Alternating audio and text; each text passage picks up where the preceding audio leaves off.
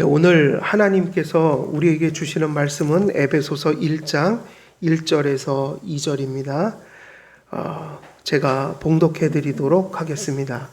에베소서 1장 1절에서 2절까지 말씀입니다. 제가 봉독해 드리도록 하겠습니다. 하나님의 뜻으로 말미암아 그리스도 예수의 사도된 바울은 에베소에 있는 성도들과 그리스도 예수 안에 있는 신실한 자들에게 편지하노니 하나님 우리 아버지와 주 예수 그리스도로부터 은혜와 평강이 너희에게 있을지어다. 아멘. 우리가 오늘 이 본문 우리가 인사말의 서신의 인사말 형식을 갖춘 기독교적인 어떤 내용으로 변형된 당시에 통용되던 서신의 형식으로 바울이 기도하는 마음으로, 염원하는 마음으로, 또 어찌 보면 이 뒤에 나오는 모든 내용을 정당화할 수 있는 어떤 서론으로서 이렇게 인사말로 에베소에 있는 성도들에게 인사를 전하고 있다. 그런 말씀을 드렸고, 우리가 이 본문 말씀 속에서 제일 먼저 살펴볼 주제는 소명이었다라고 말씀드렸습니다.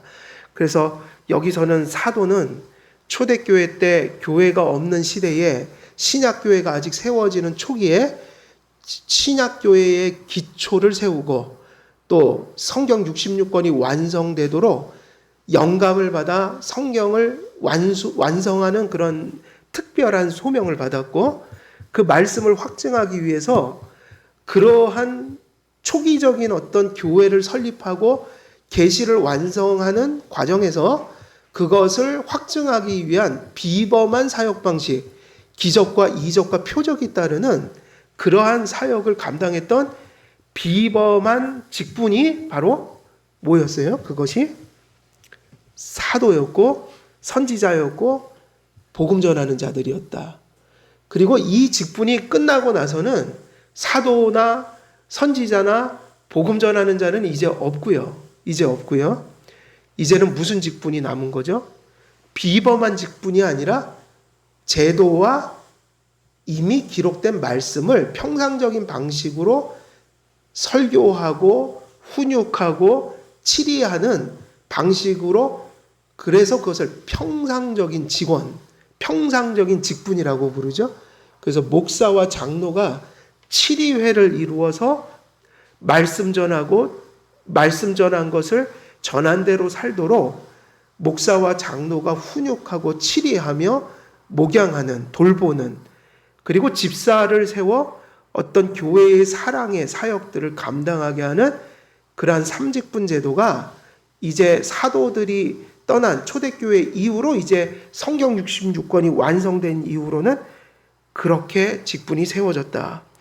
그래서 사도 바울을 잘 알지 못하고 그 사도 바울이 교회를 처음 세울 때와는 조금 더 부정적인 모습으로 상황들이 바뀐 상황에서 이 사도가 전한 이 편지, 계시의 말씀을 통해서 그 에베소 교회를 훈육하기 위하여 이 편지를 썼는데, 그게 바로 사도의 역할인 것이죠. 말씀을 전해서 복음을 전하고 복음을 받은 자들을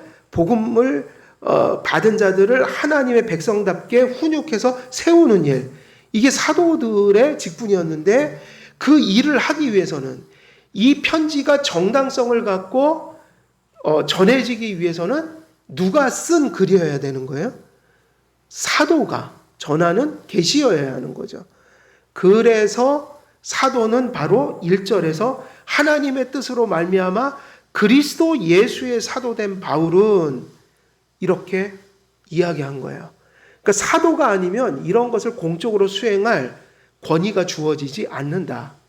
그래서 이 말씀을 오늘날 우리에게 적용하면 초대교회 때는 사도의 권위로 비범한 방식으로 계시를 전했지만, 이제 이 시대에는 어떤 소명을 통해서요, 목사와 장로들이, 소명을 받은 장로들이 그 소명과 은사에 따라서 교회의 회를 이루고 질서를 이루어서 초대교회 때 비범한 방식으로 전하던 것을 이제는 성경이 완성됐으니 성경에 기록된 대로 평상적이고 일상적인 방식으로 성도들에게 설교와 치리라는 질서, 제도를 통해서 성도들을 목양하고 복음을 전하고 그들을 바로 신앙생활할 수 있도록 목양하는 것이 그것이 지금의 소명이다. 그래서 모습은 비범이냐 평상이고 일상적이냐 사도냐 선지자냐 복음 전하느냐 복음 전하는 자느냐 아니면 목사와 장로와 집사 이런 직분이냐가 다른 거지 본질은 소명을 여기서의 본질은 그거예요. 비범하고 평상적인 직원이 차이가 나지만 앞에 비범한 직분은 사라졌고 이제는 평상적인 직원들을 통해서 일하시지만 본질은 뭐냐? 소명을 받았느냐 받지 않았느냐예요. 그래서 소명이 이렇게 중요하기 때문에 오늘 이 인사의 말씀 속에서 우리는 직분을 가진 자들도 소명을 돌아봐야 되지만 교회의 대부분은 직분을 받지 않은 자들이거든요. 그럼 그들에게 소명이 없느냐? 아니죠. 더 중요한 소명이 주어져 있죠. 그래서 교회 전체 모든 성도들이 소명의 의식을 깨달아야 한다. 우리가 주일날 이처럼 교회에 자신의 성도의 자리를 지키며 혹은 지금 이 코로나 때문에 다 회집할 수 없어서 지금 일부는 영상을 통해서 예배를 드리죠. 우리가 주일에 성도들이 예배자로서 자기의 자리를 지키는 게 얼마나 중요하냐. 다 모일 수 없어서 오늘은 질서 있게 어느 분은 나오시고 어느 분은 영상을 이렇게 해서라도 지금 우리는 최소한의 회집을 지켜가고 있는 거예요. 그래서 우리가 우리의 자리를 이렇게 지킴으로 한길교회 예배가 지금 지속되고 있는 거예요. 그래서 여러분들이 나오시고 회집하는 날은 나와 주셔야 되는 겁니다. 그래서 영상을 의지하지 마세요. 영상은 우리가 어쩔 수 없어서 할 수 없어서 그것을 사용하는 겁니다. 그래서 우리가 늘 반복하지만 이 코로나가 끝나면 절대로 급박하고 응급한 상황이 아니라면 교회에 나와서 예배를 드려야 맞는 것이죠. 그게 무엇입니까? 그것이 목사보다 성도님들의 소명이 더 중요하다라고 얘기하는 이유예요. 왜냐하면 성도님들을 예배자로 만들기 위해서 목사나 장로나 교회가 존재하는 것이지 회중이 없는 목사, 장로는 아무 의미가 없는 거예요. 그래서 목사와 장로가 말씀을 전하고 훈육을 한다. 왜 합니까? 성도들을 예배자로 만들기 위한 것이 아닙니까? 세상에 나가서 성도답게 살게 하기 위해서 그런 것이 아니겠습니까? 예배가 허물어지고 성도들이 예배를 소홀히 하고 성도들이 예배자로서 서지 못한다면 목사와 장로가 아무리 훌륭해도 그것은 제 역할을 하지 못하는 거예요. 그러니까 의미가 없는 거예요. 왜냐하면 목사와 장로는 철저히 성도들을 위해서 존재하는 거예요. 왜냐하면 성도들이 들을 수 있도록 말씀을 전하는 것이고 성도들을 바로 세우기 위해서 훈육하는 것이기 때문이죠. 그러면 성도들의 소명이 얼마나 중요한가. 회중이 없으면 교회가 이루어질 수가 없죠. 그죠? 그런 게 아니겠어요? 사실은 목사의 소명은 회중의 소명을 위해서 존재하는 거예요. 그래서 우리가 예배를 소중히 여기고 예배를 규정적 원리에 따라 합당하게 드리고 그거로 다 된 건 아니죠. 성도들의 소명이 얼마나 큽니까? 집으로 돌아가서 그리스도인답게 살아야 돼요. 그죠? 집으로 돌아가서 기독교인답게 생활해야 돼요. 그리고 여러분들이 직장 생활할 때 바로 그 세상 속에서 설교자가 전한 말씀, 여러분들이 묵상한 말씀들이 가정과 그 직장에서 다시 말하면 교회 밖을 나가서 진정 그것이 나타나야 돼요. 여러분, 성도들의 소명이 하찮은 것이 아니에요. 엄청나게 어려운 소명입니다. 하나님 앞에 말씀을 듣고 예배자로 서는 게 얼마나 어렵고 가정에 돌아가서 아무도 보지 않는 곳에서 그리스도인으로 살아가는 거. 아무도 보지 않는 곳에서 교회에서처럼 그렇게 하나님 앞에 합당한 언어를 사용하고 생각을 품고 사람을 관계하고 대하고. 그래서 성경에서는요, 사람들이 보이는 곳에서 기가 막힌 신앙생활을 하는 사람들은 예수가 없는 사람들 중에도 수두룩하게 많아요. 그게 누군지 알아요? 사람들이 보는 데서는 거룩한 척하고 사람들의 시야를 벗어나서는 불신자만도 못한 그런 무서운 일들을, 그런 더러운 일들을 보이지 않는 곳에 자행하는 자들이 많아요. 그래서 성경은 그렇게 기록했어요. 바리새적인 믿음은 세상에 많아요. 그래서 뭐가 차이 나냐? 은밀한 중에 보시는 하나님 앞에 해라. 기도도 구제도 사람들 앞에서 나팔 불고 하지 말고 보이지 않는 곳에서 하는 게 진짜다. 왜 보이지 않는 곳에서 하는 게 진짜일까요?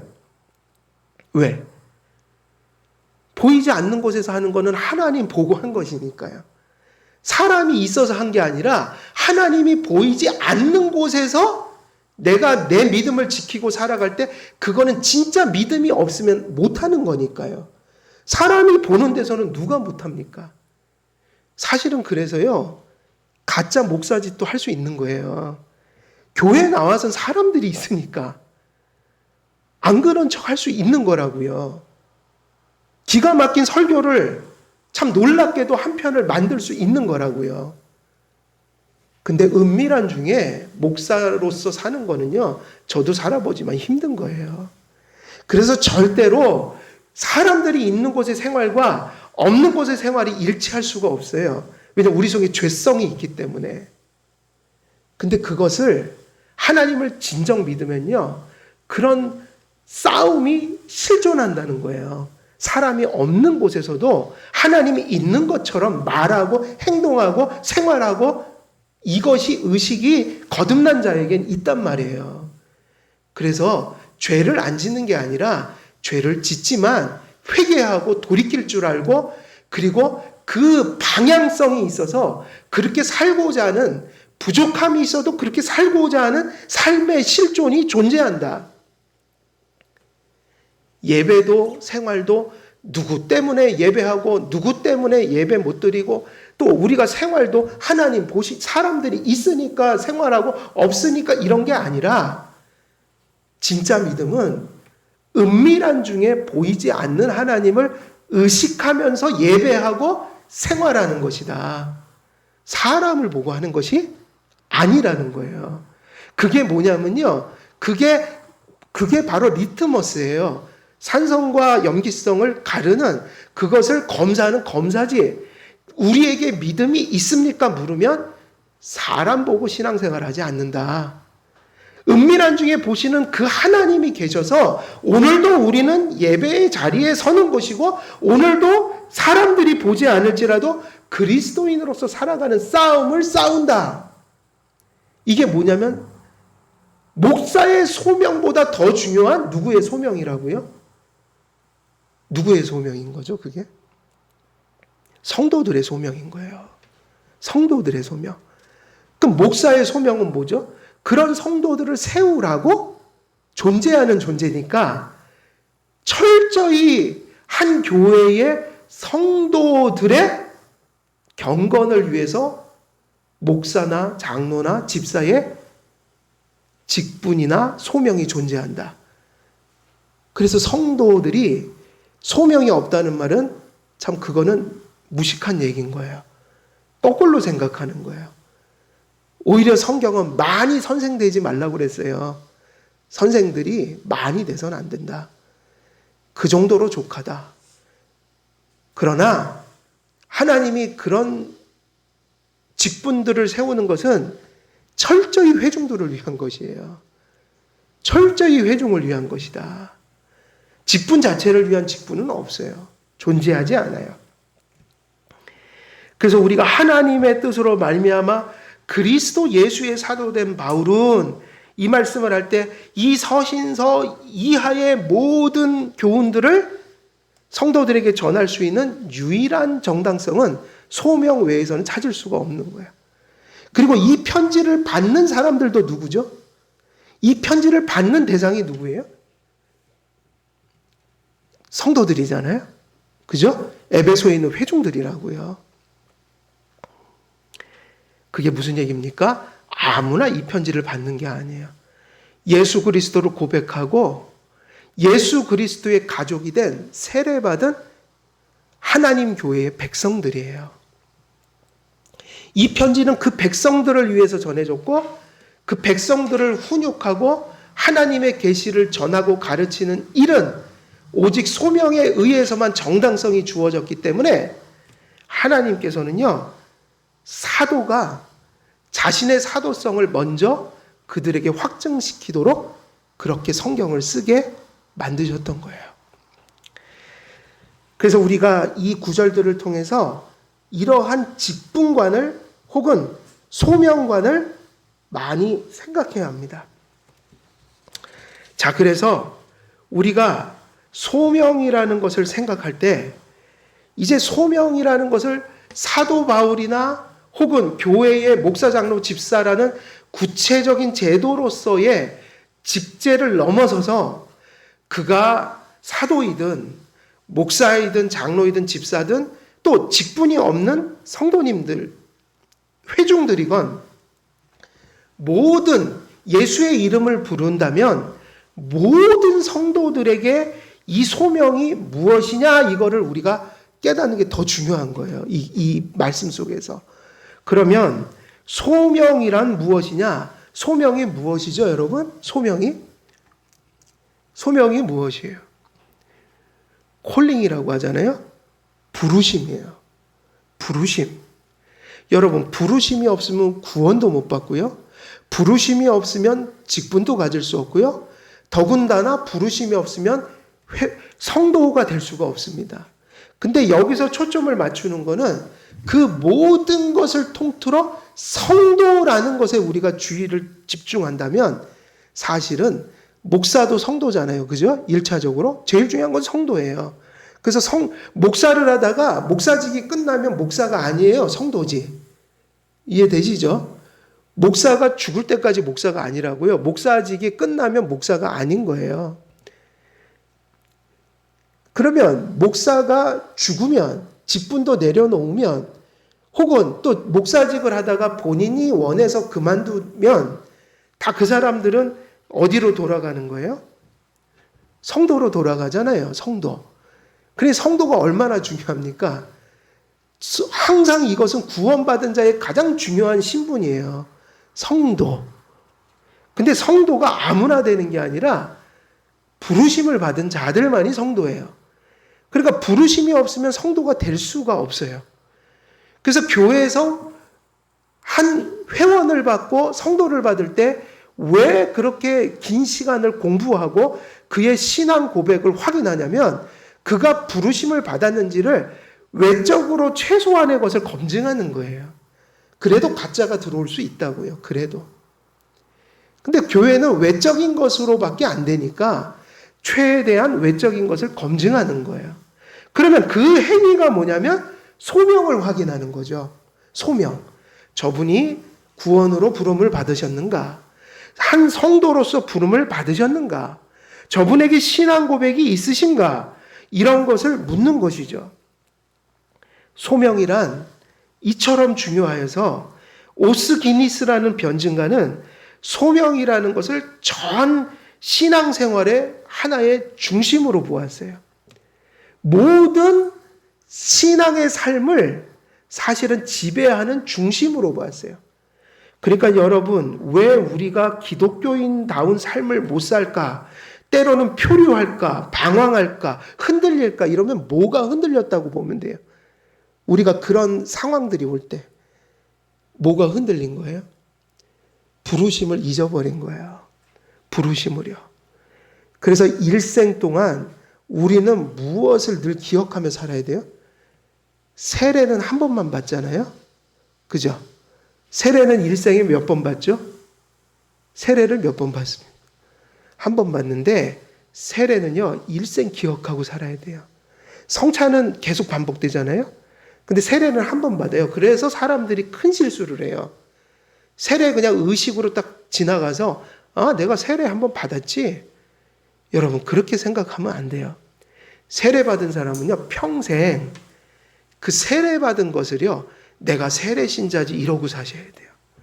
그게 무슨 얘기냐면요, 내가 시험이 오고 죄를 지려고 하고 때론 넘어지고 이렇게 급박한 세상 속에서 살아갈 때, 그럴 때마다 내가 세례 받은 신자지, 세례 받은 게 그게 함부로 받은 게 아니에요. 목사 안수 받은 것보다 더 중요한 게 세례를 받은 거예요. 목사는 천국에 못 갈 수 있는 일이 있어도 참 믿음을 가지고 세례로 인친 사람은 천국에 못 갈 확률이 없어요. 100% 갑니다. 그 세례가 진정한 믿음으로 받았다면.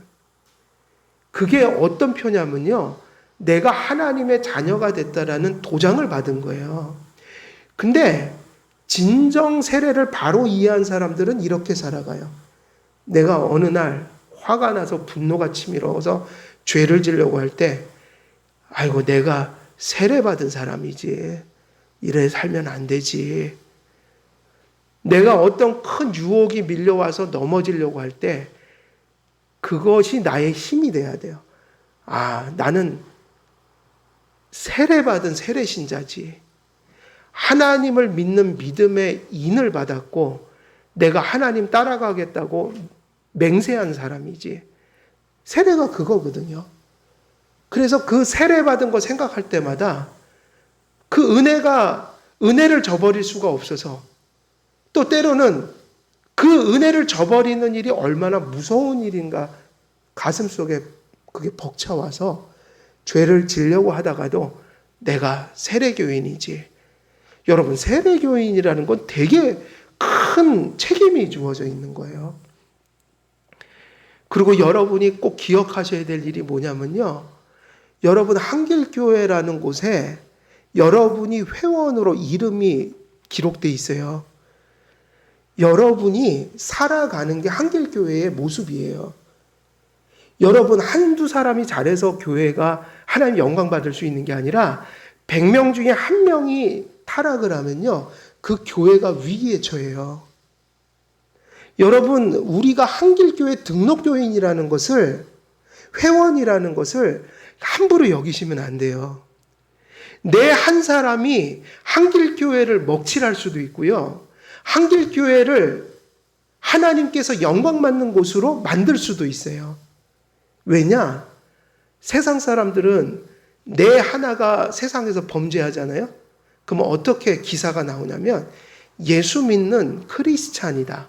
두 번째, 안양에 있는 모 교회의 회원으로 신앙생활은 모 씨가, 이게 같이 들어가요. 이해되세요, 지금 제 얘기가? 왜냐하면요, 교회는 몸이기 때문이에요. 한 몸이기 때문에 한 사람이 영광을 받으면 같이 영광을 받고, 한 사람이 부패를 하면 같이 그 부패의 아픔을 같이 겪게 돼요.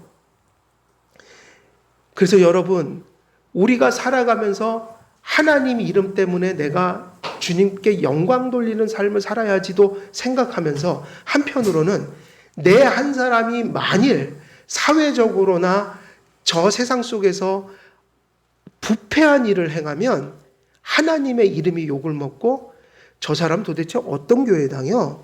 어떤 교회를 다니길래 저렇게 살지?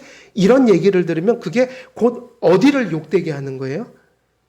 그게 한길교회를 욕되게 만드는 거예요. 그래서 여러분, 그 생각을 하셔야 돼요.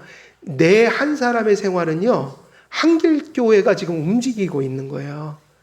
내 말은 한길교회 말이고 내 행동은 한길교회 행동이에요. 나의 선행은 한길교회의 선행이고 나의 악행은 한길교회의 악행인 거예요. 이것이 소명의 무서움이에요. 세례를 받았다는 거는요, 하나님 앞에, 교회 앞에 큰 책임을 지고 살아가게 되는 존재가 되었다. 그게 뭐냐면 소명을 받은 거예요. 목사, 장로, 집사가 중요한 게 아니라 어쩌면 대부분의 시간을 세상 속에서 살아가는 여러분들의 삶이 어떻게 보면 세상에 미치는 영향력으로 보나 하나님과 교회의 영광을 돌린다는 얘기를 할 때 그 교회의 회중들의 편만한 평균적인 삶이 그 교회의 수준을 결정하는 거예요. 그래서 여러분은 누구의 이름을 걸고 살아가는 사람일까요? 하나님의 이름을.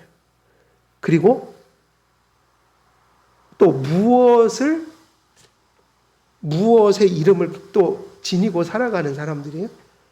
한길 교회의 이름을 지니고 살아가는 거예요. 지난번에도요, 엄청난 사건이 일어났어요. 그때 이 SNS로 성적 범죄 일어났잖아요. 아시죠, 다? SNS나 이런 거로 왜 영상 돌리고 이래 한번 크게 터졌잖아요. 아세요? 거기에 그것의 주도적인 역할을 하는 사람들 중에 누구도 있냐면 신학생도 있었어요.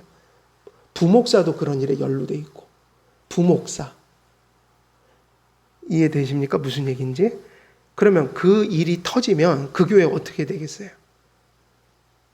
그 교회가 부목사 그러면 이런 것 다 떠나서 성도가 뉴스에 그런 일이 언급되면 교회는 풍지박살이 나요. 그게 무슨 얘기냐면요. 교회는 나인 거예요. 우리 한길교회가 나 한 사람일 수 있는 거예요.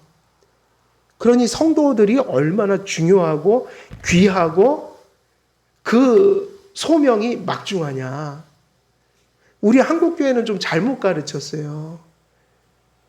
직분자들만 헌신하고 직분자들은 거룩하게 살아야 되고 성도들은 대충 살아도 된다? 아니죠. 목사는 설교하고 똑같아요. 연약함도 똑같고 내려와서 그 전한 말씀을 또 살려고 분투하는 삶일 뿐이에요. 그런 면으로 보면 목사도 내려와서는 성도들과 똑같은 이제 삶을 살게 돼요. 똑같은 것이다. 그런 의미에서 보면 성도들의 소명은 무서운 것이에요. 성도들의 소명은 작은 것이 아니에요. 그래서 누구를 세웠냐면 설교하고 훈육하고 목양하고 돌보도록 세상이 만만치 않고 우리는 연약하기 때문에 그들을 목양하라고 돌보라고 직분을 세운 건 맞죠. 그러나 철저히 그 직분을 위한 게 아니라 회중을 위한 것이다. 그래서 우리가 이 말씀 속에서 사도 바울이 그리스도 예수의 사도된 바울은 이렇게 얘기할 때 이거를 단지 바울의 얘기로 끝내서는 안 되고요. 또 직분자들의 얘기로만 끝내서도 안 되고요. 이것은 모든 목사를 포함하여 직분을 가진 자들을 포함하여 모든 성도들에게 지금 절실한 문제다. 그게 무엇인가? 소명을 따라 살아야 한다는 이야기예요. 그래서 소명은 가장 크게는 두 가지로 구분할 수 있어요. 가장 첫째는 여러분 모든 성도들이 무엇으로 부름을 받았을까요? 소명이라는 말을 쓸 때 첫 번째 의미는 뭘까요? 구원이에요. 무슨 헌신을 하고 하나님의 어떤 사역 이런 게 아니라 여러분들이 가장 먼저 체크하고 가장 먼저 확고히 해야 되는 것은 구원의로의 소명을 받았다라는 점이에요. 거기서부터 출발해야 돼요. 바울은 좀 특이한 시대와 특이한 그러한 하나님의 사도로 부름을 받아 구원받는 일과 이방의 사도로 부름받는 일이 같이 있었잖아요. 그죠?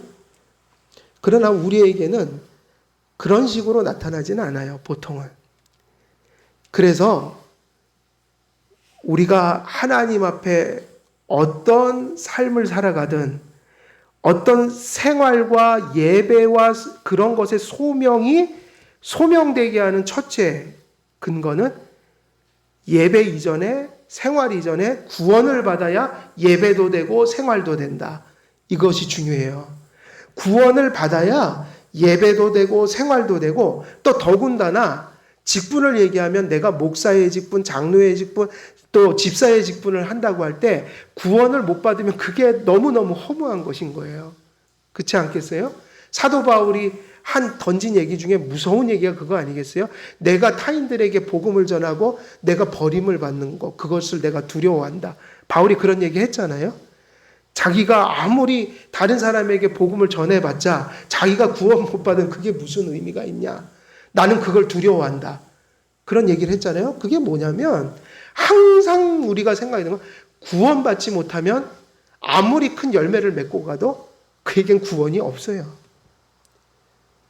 그래서 우리는 무엇으로 반드시 부름을 받아야 하고 그 부름을 확고히 해야 합니까? 구원이에요. 예배도 구원받았으니까 예배하는 게 의미가 있는 거고 구원을 받았기 때문에 구원받은 자의 삶을 살아가라는 요구가 있는 거죠. 근데 구원을 못 받으면 외적으로 예배 잘 드리고 아무리 그저 생활을 바르게 한다 해도 그건 도덕적인 삶에 불과한 거예요. 종교적 삶에 불과한 거예요. 그래서 예배, 삶. 그러면 어떻게 그 예배와 삶을 잘 살아갈 수 있을까? 그러면 어디로 돌아와야 돼요? 구원이 견고해져야 되는 거죠. 구원의 부르심이 예배도 의미 있게 하고 생활도 의미 있게 하는 것이기 때문이에요. 결국 그 얘기는 무슨 얘기입니까? 예배 생활 잘못하고 또 우리가 가정에서 사회에서 그리스도인 같지 않은 그런 삶을 살아갈 때 그거는 단지 예배의 문제, 삶의 문제를 먼저 질문해서는 안 돼요. 어디로 가야 돼요? 구원의 문제로 돌아가서 내가 복음을 바로 믿고 또 진정 성경에서 얘기하는 그 믿음으로 그 복음을 받고 있는가? 거기로 다시 돌아가서 물어야 돼요. 근데 내가 진정 믿는다면 사실은 예배와 삶은 부족하고 불완전하긴 하지만 용서 안에서 반드시 열매를 맺게 돼 있어요. 물론 때로는 아주 심하게 흔들릴 수는 있지만 반드시 그 사람들은 돌아오게 돼 있는 거예요. 왜냐? 부르심이 있기 때문에. 무엇의 실존이 있기 때문이에요? 구원의 실존이 있기 때문에. 하나님이 그를 관계하고 있기 때문에. 그가 예수님 안에, 예수님이 그분 안에 있기 때문에, 예수님 안에 우리가 있고 예수님이 우리 안에 계시기 때문에 반드시 하나님은 그를 어떤 방법으로든 성화시켜 나가십니다. 그래서 예배와 생활의 문제가 절실한 건데 그거는 어디서만 해결책이 오냐면 구원의 터에서 오는 것이니까 우리가 정말 소망이 있는 것은 어떠한 부르심이 분명할 때 삶이 흔들려도 소망이 있는 거예요. 구원이 분명하다면 우리는 또 회개하고 나갈 수 있는 길이 있는 거예요. 그래서 제일 성도가 제일 본질적으로 먼저 정립하고 하나님께 받아야 될 은혜는요. 구원으로의 부르심인 거예요. 구원으로의 부르심인 겁니다. 구원은 하나님의 부르심이지 또 타락하고 무능한 사람의 그 도구를 통해 도달할 수 있는 것이 아니다. 구원의 부르심은 철저히 하나님의 주권적인 역사예요. 우리가 노력하고 우리가 그것을 모방한다고 되는 게 아니라 하나님께서 우리를 택하시는 일이 있었기에 우리의 인생의 어떤 시점에서 나타나는 은혜의 발현이에요. 그래서 이 구원의 부르심은 참으로 은혜예요. 그래서 우리가 구원의 부르심을 확신한다면 우리에게 그 부르심이 나타났다면 우리는 정말 일평생 감사하고 또 감사해야 합니다. 그래서 이 얘기가 맞겠죠? 우리가 조금 생각을 성경적으로 한다면 예배, 생활 이것을 바르게 해나갈 수 있는 그 근원이 어디서 나오는 걸까요? 나를 불러주신 하나님에 대한 뭐죠? 감사. 이거 하이델베르그 그대로예요. 우리의 선행은 어떤 공로나 인간의 어떤 의에 의해서 그것을 쌓기 위해서 하는 게 아니라 받은 은혜에 대한 뭐죠? 감사로서만 성화의 열매가 맺혀진다. 그래서 그리스도인의 성화의 동기는 하나밖에 없는데 선행의 동기는 유일하게 감사예요. 받은 은혜에 대한 인식, 받은 은혜에 대한 감사, 여기서 예배를 잘 드리게 되고 생활을 잘하게 된다. 그러니까 결국 우리의 예배와 생활의 열매는 불완전하긴 하지만 그것이 하나님의 용서 안에서 나타날 때 그 모든 것이 어디서 나온 거예요? 구원의 부르심이 있었기 때문에 나오는 열매들이라는 거예요. 그러니 우리는 얼마나 복음을 잘 정립해야 되냔 말이에요. 하나님 똑바로 알아야 된다는 거예요. 예수님이 우리에게 베풀어 주신 구원이 무엇인지를 똑바로 들어야 된다는 거예요. 그래서 그것에 대한 믿음이 가슴 속에 생겨야 된다는 거예요. 성경 말씀과 성령으로 우리를 불러주세요. 하나님은 우리를 어떻게 불러주신다고요? 성령과 말씀으로. 그래서 우리가 그 부르심을, 구원의 부르심을 하나님이 그러면 어떻게 부르십니까? 내가 그 부르심을 받았나요? 받지 않았나요? 그걸 어떻게 알지요? 물으면 이렇게 생각하면 확실히 알 수 있어요. 하나님은 반드시 말씀을 듣게 하신다. 이게 무슨 부르심이죠? 아우터 콜링이나 이피케이셔스 콜링이라고 하는데 외적 부르심 혹은 효과적 이게 내적 소명이죠. 이피케이셔스 콜링이. 그러니까 내적 소명이나 외적 소명을 얘기하는데 외적 소명은 말씀을 반드시 들려주신다. 그러니까 인생을 살다 보면 예수님이 이런 분이니까 예수님이 당신을 위하여 이런 구원을 마련하셨으니 당신이 하나님 믿고 회개해야 합니다. 이 메시지가 온다고요. 그래서 두 가지, 하나님 믿고 믿음의 열매로 회개를 나타내라. 그러니까 하나님의 부르심은 결국 요약하면 예수님의 복음을 믿고 회개하라 이거잖아요. 이 말씀을 듣게 돼요. 근데 말씀을 똑같이 다 듣지만 모든 사람들이 거듭나는 것이 아니다.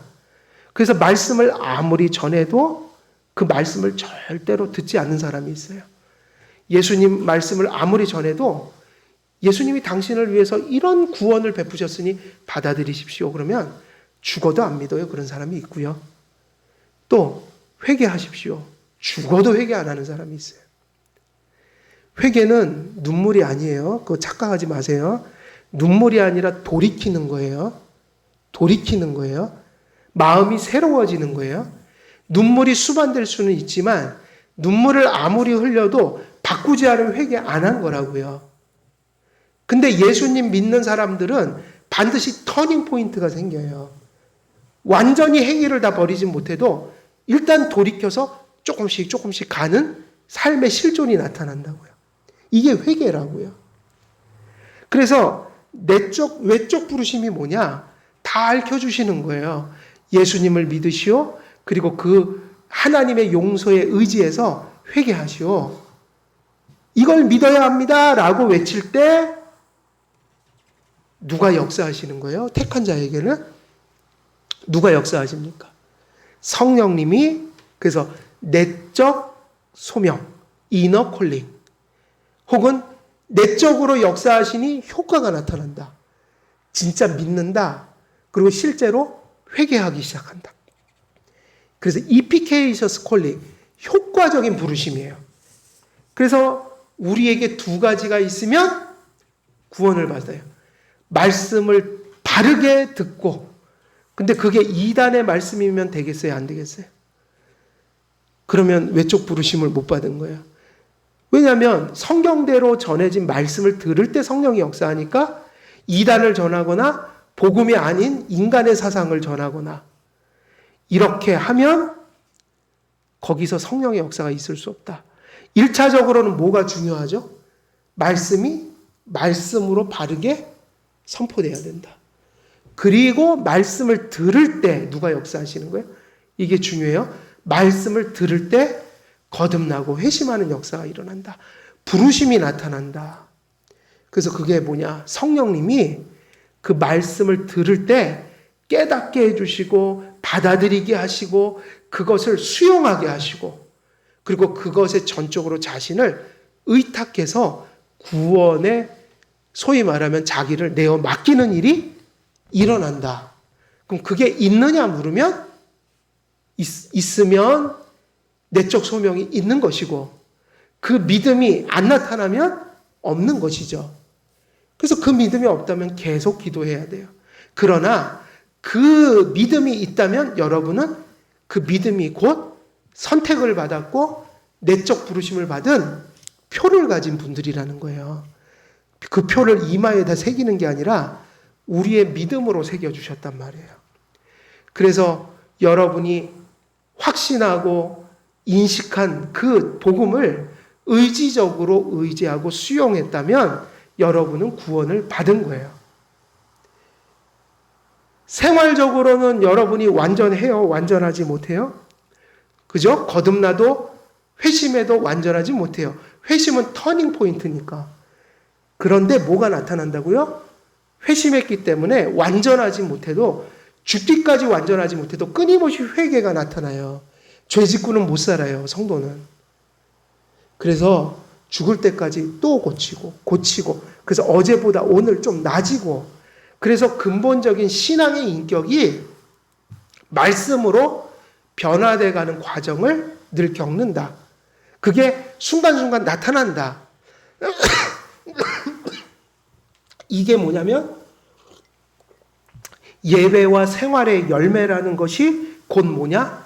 그가 선택받고 구원의 부르심을 받았다는 표인 거죠. 그래서 이것을 확인할 수 있다는 거예요. 외적 소명은 말씀을 죄인들에게 들려주시는 소명입니다. 그러나 말씀을 듣는 자들에게 성령이 내적 소명이 그런 자들에게 내적 소명이 임해야만 구원을 받습니다. 외적 소명만 받고 내적 소명이 없으면 결코 믿음과 회개를 통해 회심을 나타내지 않고 생활 속에 우리 안에 여전히 존재하는 죄를 싸우지 않으려고 해요. 거듭난 자는 넘어질지라도 싸우고 갑니다. 회개하고 갑니다. 그리고 그는 부족하지만 하나님의 영이 함께 하시기 때문에 생활 속에서 하나님을 믿는 생활의 흔적을 반드시 주셔요. 예. 구원은 말씀이 들려질 때 성령께서 죄인의 마음을 변화시키시고 말씀을 깨닫게 하셔서 믿음을 일으키실 때 일어납니다. 많은 사람들이 말씀을 받지만 믿지도 순종하지도 않습니다. 그들에게는 성령의 조명이 없는 거예요. 즉 그들에게는 내적 소명이 임하지 않은 것입니다. 왜냐? 그들에게 들려지는 말씀이 거부되기 때문이죠. 우리는 그러나 믿음을 가진 성도들은 외적 소명과 내적 소명을 통해 구원을 받습니다. 이처럼 우리가 예수님을 믿고 예수님을 영접하여 구원을 얻는 이유는 하나님의 부르심이 있기 때문에 가능한 것이다. 바울은 우리의 믿음이 우리로부터 시작한 것이 아니라 전능한 사랑의 하나님의 위대한 부르심으로부터 우리의 믿음이 그 기원을 가진다고 인사말을 통해 상기시키고 있어요. 그래서 자기의 소명을 얘기할 때 어떻게 얘기하죠? 예수의 사도된 바울은 에베소에 있는 성도들과 그리스도 예수 안에 있는 신실한 자들에게 편지하는데 그 사도가 어디로부터 부름을 받았냐면 하나님의 무엇으로 말미암아? 하나님의 뜻으로 말미암아. 하나님의 계획과 하나님의 의지와 하나님이 그렇게 하고 싶은 마음을 따라 그게 일어났다. 그러니까 부르심이라는 것은 철저히 누구의 주권이에요? 하나님의 뜻이었던 거예요. 그러면 여러분이 하나님의 말씀을 믿고 회개하고 또 지금도 성화되면서 회개하는 흔적을 가졌다면 여러분이 부르심을 받았다는 확신이 더해지는 자리에 서 있는 것이고 그것이 분명하다면 그렇기 때문에 무엇을 해야 되는 거예요? 감사해야 되는 거예요. 여러분들이 예배드리고 선한 삶을 살아가는 건 철저히 감사 때문이어야 해요. 어떤 노예처럼 종처럼 끌려가는 모습이 아니라 내가 이걸 안 하면 버림을 받고 내가 이걸 안 하면 하나님 앞에 저주를 받기 때문에 지옥 갈까 봐 선행을 하는 게 아니라 나 같은 자를 불러주시고 나 같은 자에게 믿음을 주시고 나 같은 자에게 성화의 싸움을 싸워갈 수 있는 힘을 그 때를 따라 이렇게 베푸시는 하나님을 생각할 때 이렇게 연약하고 부족한 존재인데 오늘도 하루를 깨고 보니 내 안에 믿음이 여전히 존재하고 내가 여전히 하나님을 믿는 자리에 서 있더라. 이게 나로부터 온 게 아니라 누구로부터 온 거라고요? 하나님의 뜻으로 말미암아. 그래서 어떤 마음이 더 똑바로 예배드리고 더 똑바로 살아야겠다. 이 생각을 만드는 거예요. 그 기쁨과 그 감사. 그래서 우리가 뭐를 만드는 것이 아니라 하나님께서 우리에게 도대체 무슨 일을 했는지 성경을 통해서 깨달아야 되는 거예요. 외적 부르심이라고 그랬죠. 성도에게는 끊임없이 말씀을 듣고 깨우치는 일들이 멈추지 말아야 돼요. 우리가 구원을 못 받거나 혹은 구원받은 자가 넘어지는 일은요, 다 하나님을 오해하기 때문이에요. 왜 넘어지냐면 하나님의 말씀을 잘 모르기 때문에 잘못 대처하기 때문이에요. 그래서 구원을 받는 것도 구원받은 자가 은혜 속에서 살아가는 것도요, 하나님 말씀을 똑바로 듣는 일부터 시작이 돼야 돼요. 왜? 하나님은 외적 부르심, 들음을 통해서 믿음을 주시기 때문이다.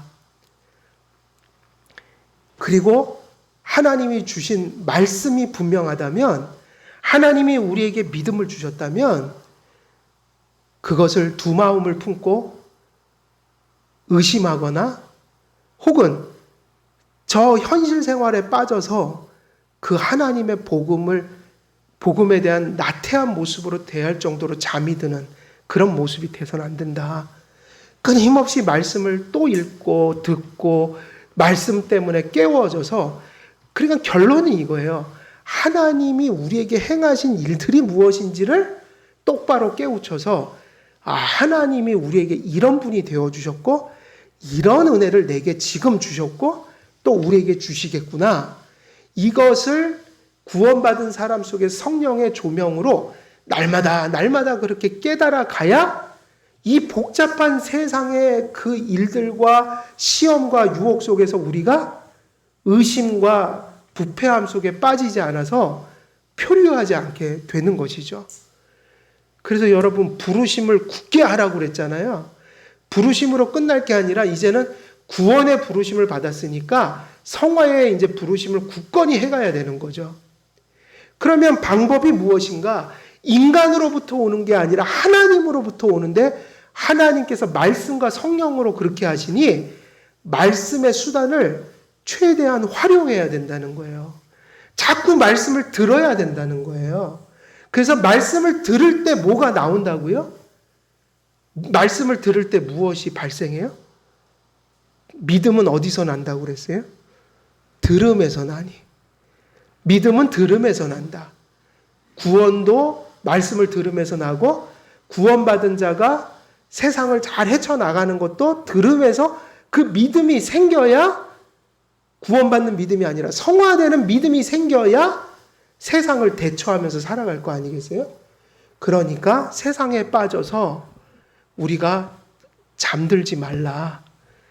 하나님의 오로지 주권과 은혜로 우리를 이끌어 주시는데 은혜의 수단을 통해서 그렇게 하시기로 한 거예요. 그러니까 성도들이 말씀을 보면 은혜를 받아요. 말씀을 보는데도 은혜를 못 받는 일은 없어요. 그 은혜 언약의 약속을 하나님은 반드시 지키시죠. 근데 보통은 우리가 말씀을 떠나기 때문에 넘어지는 거예요. 말씀을 떠나기 때문에 표류하는 거예요. 말씀을 떠나고 하나님을 오해하기 때문에 오늘 내 속에서 이 세상을 이길 힘이 나오질 않는 거예요. 그러니까 우리에게는 무엇 하는 것이 승리예요? 성경에 있는 대로 온전케 하시는 예수를 어떻게 해라? 바라보라. 우리를 온전케 하시는 일을 바라보라. 바라봐야 한다. 바라보는 게 뭐죠? 우리가 불교도들처럼 명상해야 되나요? 그게 아니죠. 우리는 명상 아니에요. 성경을 묵상해야죠. 명상이 아니라 성경을 묵상해야죠. 그리고 예배를 잘 드려서 말씀을 잘 받아야죠. 이것 없이는 아무런 통로가 없어요. 은혜를 받을 통로가 없어요. 그리고 받은 말씀의 약속이 이루어지는 수단인 기도해야 해요. 말씀과 기도가 짝을 이루어서 기도하면 이긴다.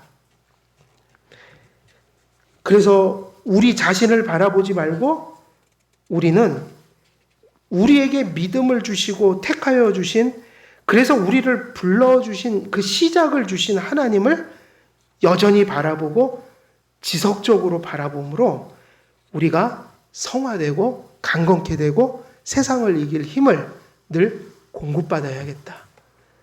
이게 소명자의 모습인 거예요. 이것은 모든 성도들이 받은 소명이에요. 그래서 오늘 소명, 직분을 떠나 모든 성도들에게 해당하는 그 더 중요한 그 소명에 있어서 첫 번째 다룬 게 무슨 소명이에요? 첫 번째 다룬 것은 구원애로의 소명이 있고 그것이 하나님으로부터 온다. 그 성도들에게는 첫 번째 소명이 뭐라고요? 사역적 소명이 아니라 구원의 소명이다. 여기서 모든 게 시작된다는 얘기예요. 이게 돼야 예배도 되고 생활도 되고 또 직분도 되고 이러는 거죠. 그래서 여러분, 우리가 구원이 철저히 하나님의 은혜로 되어진 것이요, 성부 하나님의 계획과 의지와 뜻을 따라, 그리고 그 부르심이 예수가 십자가에 못 박혀 고난받으시고 이루신 성취하신 구원의 토대에서 이제 말씀을 통해 우리에게 전해졌다. 성령님이 우리의 가슴 속에서 이 말씀을 받게 함으로 우리로 하여금 그 큰 구원을 베풀어 주셨다. 그러므로 우리가 구원을 받은 자라면 말씀을 지속적으로 들으므로 우리가 부름받은 그 구원의 소명을 이제 성화의 성장이라는 것으로 굳게 하고 든든케 하는 그런 깨어있는 성도의 삶을 살아가야 한다. 이게 소명자의 모습이라는 거, 우리 첫 번째 말씀 전해드렸습니다. 우리 한길교회 모든 성도님들, 구원애로의 이 소명, 하나님 앞에 분명히 정립하고 확신해서 여러분들의 예배와 삶이 이 구원의 기쁨과 감사로 활력 있고 생명력 있게 열매 맺혀지는 그런 삶 사시기를 우리 주 예수 그리스도의 이름으로 축원드립니다. 우리 기도하고 마치겠습니다. 살아계신 하나님 아버지, 오늘도 본문을 통하여 저희들이 모든 성도들에게 주어진 소명을 또 함께 나누었습니다. 특별히 구원의 소명을 먼저 나누었습니다. 우리를 택하시고 구원해 주신 그 구원의 소명을 믿음과 회개와 또 성화의 열매를 통해 지금도 연약하고 부족하지만 우리 안에 그 하나님의 부르심의 표를 주신 그 표를 다시 한번 은혜 속에 확인하며 다시 한번 감사와 소명의 의식으로 넘쳐 온전히 예배하고 세상 속에서 빛과 소금처럼 살아가는 열매를 맺을 수 있도록 하나님 큰 은혜로 또 함께 해 주옵소서. 감사드렸고 우리 주 예수 그리스도의 이름으로 기도드리옵나이다. 아멘. 우리